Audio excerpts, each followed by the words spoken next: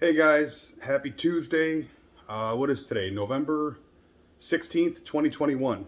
Um, it's a lot going on in the news. It's a lot going on in the world right now. Right now, what I've got going on is a fake chemical fire in the background, Duraflame. And before this video, I tried to check my baggage, but it's going to have to be carry on. These bags could not be checked anymore. I realized that after my 48th birthday a couple of weeks ago. I'm like, man, what? I'm starting to look like Bill Clinton. So, uh, I've been watching so much on Facebook and social media about this whole Kenosha thing. We'll just say it, Kyle Rittenhouse, right? And I don't have the answer. I wasn't there. I wasn't a protester. I wasn't a rioter. Nor was I a self-defender in that scenario. And thank goodness I'm not a juror right now. But what I'd like to talk about is just a few different perspectives of self-defense, guns, firearms, concealed carry, and just some things that I don't think everybody thinks about. Everyone is an armchair quarterback. Everybody is a keyboard warrior. Good Lord, I have got some of those in my friends list. I don't call you guys out, but man, somebody ought to. You guys are just, and then in real life, it's, oh, man. So, what I'm going to do is I'm going to share a story about myself from last summer. And everything in my story that I'm going to say is true, totally factual. But it's gonna, I think, provide a little bit of insight, a little bit of perspective onto maybe why certain people found themselves in the middle of the heat in Kenosha last summer. So, we had a rough, well, we've had a rough 18 months in this country, in this world right now. But last summer in this country was rough, right? After the the George Floyd incident, which was unfortunate. So everybody has the right to protest. And I think that those protests needed to happen. I think there's some awareness that people need to gain. Where I think it went wrong was the rioting, right? Protesting, fine. Rioting, that's a different thing. Once you cross a line and start damaging other people's property and start harming people, lighting things on fire, you're a criminal. You're no longer protesting. I don't care what the topic is. So the thing is that stuff hit our backyards all across the nation. So here, in the Aurora, Illinois area, Naperville, Illinois, I have a business. Many of you know, most of my friends know. And I received a voicemail message from the Aurora Police Department that said you need to close your doors and close your business as of 3 p.m. due to civil unrest. I listened to this. Of course, I saved it. I still have it. And I scratched myself on the head. And I was just like, well, wait a minute. How does your right to protest,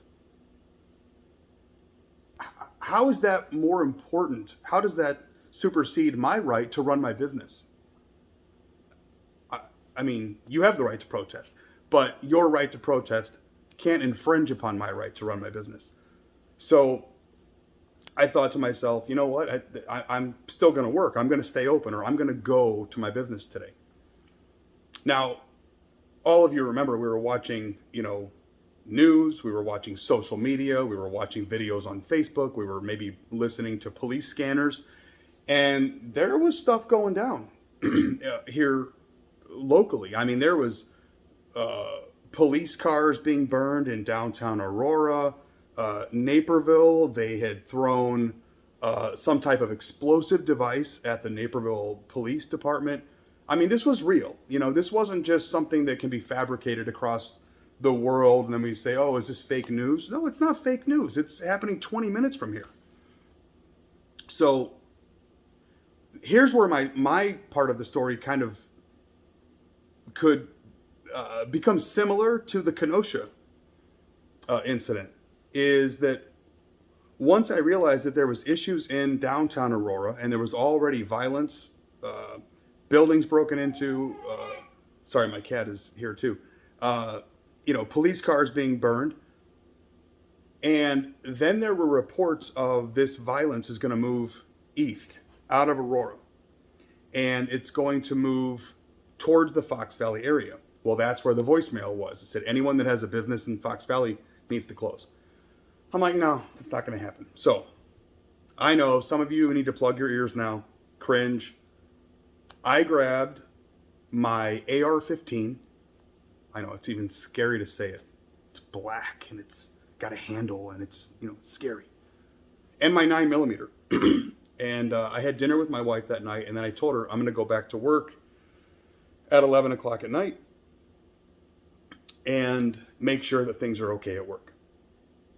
Now, let's stop right there for a second. I want to cover a couple things. First of all, I never have firearms at work when I'm teaching. That's just, you can't do that. So I want to just make that clear. Because you're going to get some keyboard warriors that are like, are you telling me that you have? No, I don't. Number two, and here's kind of a main point I want to make tonight. I mean, main crux of this video. I am already aware, and I'll address this in a little bit. You are not allowed to defend personal property with a firearm. If you're a concealed carry holder in Illinois, you are aware that you are not allowed to defend personal property with a firearm. And I'll get to that later, because you're going to say, well, then what were you doing? So I grabbed my AR-15, my 9mm, and I filled a small cooler full of Diet Pepsi, and I went to work. I got there, I opened the door, closed it, locked it behind me, grabbed a chair, and I sat. And I leaned my AR up against the wall. I pulled my 9 out of my holster, set it up over here on the ledge, and grabbed a Diet Pepsi. And I sat. I'm scrolling Facebook, and I'm trying to figure out and track where this group is going. And you know what? I wasn't far off. I mean, they were leaving downtown Aurora, and they were heading east. So we're going to come back to this story in a few moments. I want to make a side story, a little bit of perspective about the personal property thing. Somebody comes into the house. They don't come kicking the door in or, breaking a window. They open the front door. They walk in your house and they say to you,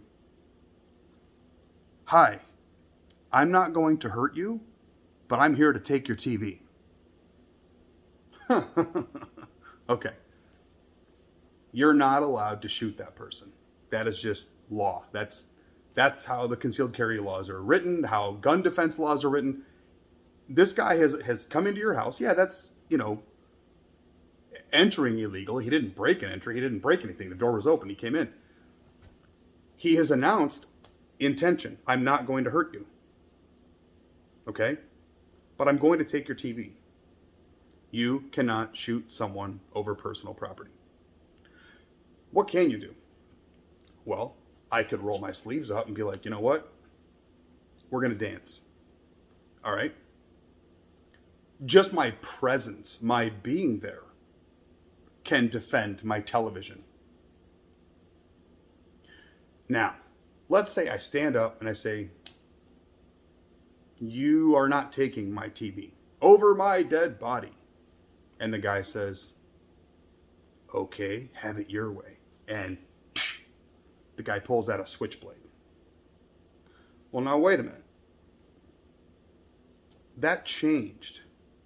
A minute ago, we had a guy come in the front door and said, I'm not going to hurt you, but I'm going to take your TV. And so with the use of force continuum, I have the right to use my presence, my words, my verbal skills, and maybe a fist and say, you're not taking my TV. But now he escalates it and says, I'm going to cut you 2 ways, long and deep, and I'm taking that TV. Well, see, now you're defending your person. It's not about the TV anymore. You already offered to defend the TV using your fists or your words. But this guy says, I'm going to take it either way. Okay, so now you have a right to pull your firearm and defend your life, because you could now articulate that you feared for your life. And I think it also shows better on your character, because you have allowed the natural use of force continuum. The guy came in and said, I'm not going to hurt you, want your TV. You said, okay, well, you know what, you're not going to take it. That's my verbal skills. The guy says, I'm taking your TV, and he pushes you. Okay, well, you push me again, I'm going to knock your teeth out. And that's well within your right. I mean, you can knock somebody's teeth out. They're in your living room, whatever. Then the guy pulls the knife and says, I'm going to stab you. And you're like, you know what? I've had about enough of this game. You can now shoot. Okay, that's a side story. And that wasn't true. That didn't happen to me. My TV's still right there. I'm back at the studio. You're saying, well, Chuck, why are you anywhere near any protesting or rioting with an AR-15? Because I want to protect my business. With an AR-15? No, I don't. I want to protect my business with my verbal skills, my presence, and my fists if I have to. But what if in the course of protecting my personal property, my business, my livelihood, my property, somebody decides to say, you know what? We're going to hurt you. Well, isn't it now within my right to defend myself? Using any force necessary? The answer is yes, legally. So I'm trying to illustrate why a rational person like me would even bring an AR-15 to work. And you would say, again, you can't do that to protect your business. I know, I wasn't.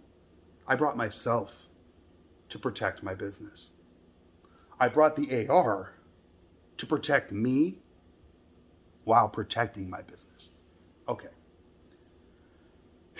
Anticlimactic finish to that story is my strip mall did not get hit that night. But guess who did? 1 mile west of me in another strip mall, the protesters, whoever, I know we probably had 2 entities last year. I get it. There was protesters, there was rioters. We all know that. They made it to this other mall right down the street from me, 1 mile away. And they smashed out every window of the liquor store in this strip mall. I found this out because of my locksmith, because my door broke that night. The locking mechanism broke. I was simply trying to leave and go home and go to bed. Nothing happened. I'm like, okay, I'm going to bed. I couldn't even lock up my business that night. How ironic is that? I finally had to lock it from the inside, go out the back door, around the building, and I called the phone number on the front of my door, which was the 24-hour, emergency locksmith number. And they said, we'll be out first thing in the morning. So I went home, got some sleep, came back. Guy shows up on time. He starts to unbolt my lock and, starts to work on it. I said, wow, you guys been busy? Been, other lockouts, or what are you doing? He goes, oh no, I've been out all night boarding up buildings. I'm like, really? Where at? Like far away from here? No. You know that strip mall right down the road? I'm like, yeah, I know. He's like, oh yeah, I've been boarding up the front of that whole strip mall all morning. He's like, so your call was, next logical step. When I was done with them, I came down here to fix your lock. So I went down there to kind of just see what was going on. And I met with the owner of the liquor store. And nice lady, they had just bought the place 3 months before. And she said that they had a closed circuit TV system.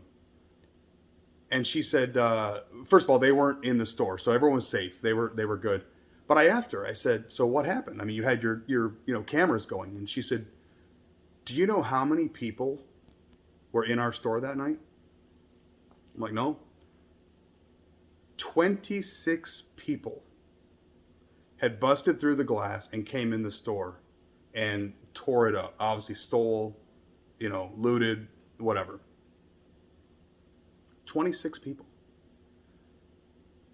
So had those rioters made it another 1.5 miles east out of Aurora and got to my strip mall and started to cause damage in my store or my neighbor's store that I've all known for 23 years, that is how close I could come to coming outside saying, hey, verbally, leave us alone. Leave this premises. I demand, all my verbal skills. Then somebody might escalate it a little bit physical. Like, hey, I'm gonna, all right, fine, whatever. Roll my sleeve. Let's do this, Then all of a sudden somebody starts throwing a brick and somebody starts doing it. At what point does somebody say it's okay to protect yourself? I just don't think it's excusable that everybody can burn, damage, break into, steal, and there's no consequence.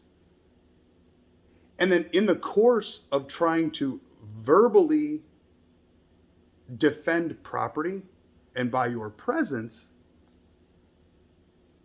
then someone attacks you, points a gun, threatens to harm you, whatever, and then you defend yourself with lethal force, and now you're in trouble?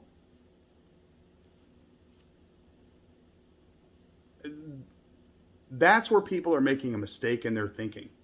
So, this video is not intended to change anyone's mind. I want everyone to go to bed, wake up tomorrow morning, listen to the verdict, and feel the exact same way you feel right now. But if even one of you wakes up tomorrow morning and just simply says, you know what, I hadn't thought of that. I have not thought of it that way. I'm really glad that Chuck pointed these things out, because I didn't know. I didn't know. That would be worth it to me. Just one person to be like, you know what? That's a different perspective. And this whole world right now needs different perspective. Everyone is so stuck. We're so divided. It's this way. It's that way. It's this way. No. There's more than one way to look at stuff. You've seen the meme, the two guys looking on the ground. It's a 6. It's a 9. It depends on how you're looking at it. Yes, it's a 6. It's a 9. It's both. It's there. Step around and look at it from another way. Okay? So, everybody, try. With this case, with COVID, the vaccines, with other people's feelings, lives, businesses, mental health, can everyone please step around and look from a different perspective so we can maybe all try to get somewhat back on track? If we're all moving in somewhat the same direction, I think things might be better. Right now, they have got us so divided. It is unbelievable. Unbelievable. So, I love you all. Thanks for listening. It's been a long video. Didn't mean to ramble so long, but I had a lot I wanted to get out. So, God bless. Take care of yourselves. Take care of each other. And I'll talk to you soon.